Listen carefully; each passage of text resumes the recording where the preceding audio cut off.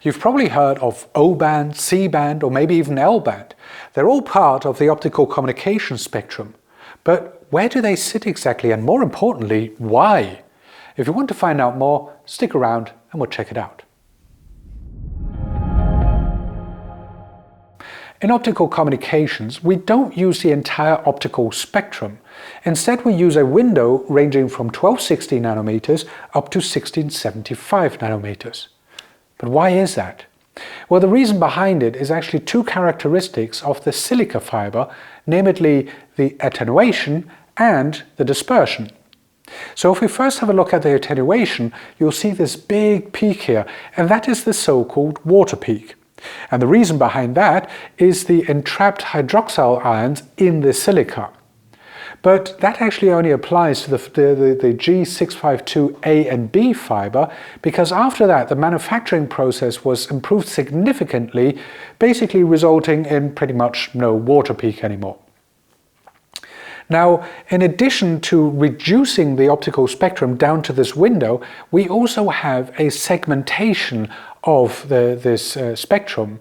And the reason behind that is, in addition to the attenuation and dispersion of the fiber, the capabilities of the optical amplification, so in other words to increase the distance, and also the optical multiplexing, so in other words to increase the capacity. So let's have a look at the first optical band, and that is the so-called O-band, and it ranges from 1260 to 1360. And the O stands for original because it literally was the original band used for long-distance optical transmissions back in the 1970s. But why this band?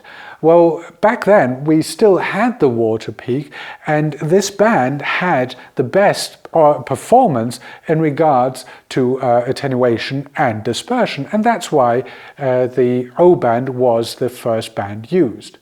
But even nowadays the O-band is still used, however predominantly more for high speed and low cost transmissions in the short to medium distance.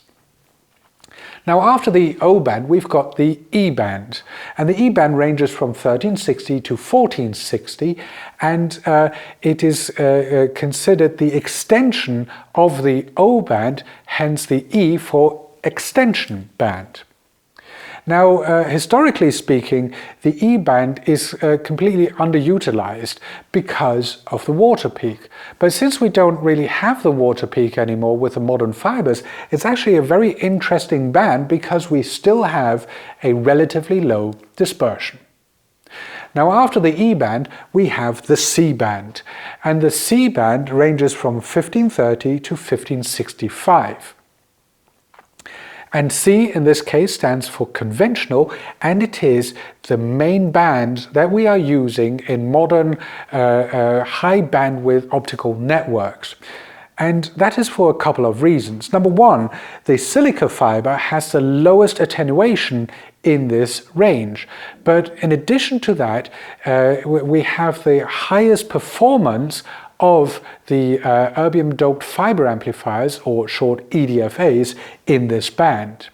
And that is also the reason why we use DWDM in the C-band, and the result is that the transceivers as well as the optical multiplexers are highly available and also very cost-effective.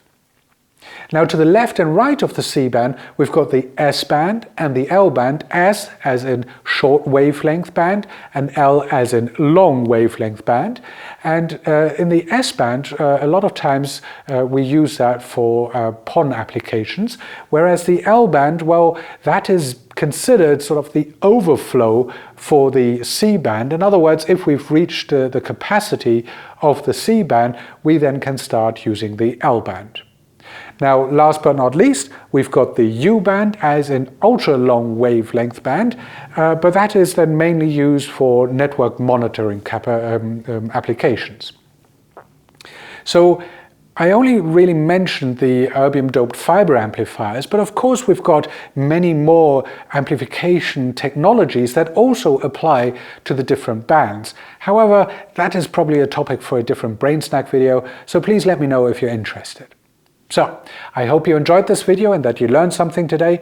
If so, please leave a comment. And of course, remember to follow our channel so you get your regular dose of brain snack. Until next time, bye-bye.